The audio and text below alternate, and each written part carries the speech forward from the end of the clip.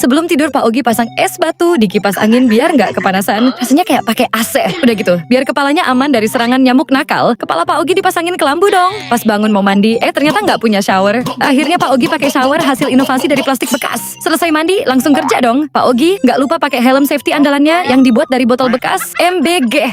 Nggak lama kemudian, muncul temannya yang kasihan lihat Pak Ogi motong kayu nggak tembus-tembus. Tapi kocaknya, pas dikasih mesin chainsaw, bukannya dinyalain, malah digesek-gesekin kayak gergaji manual.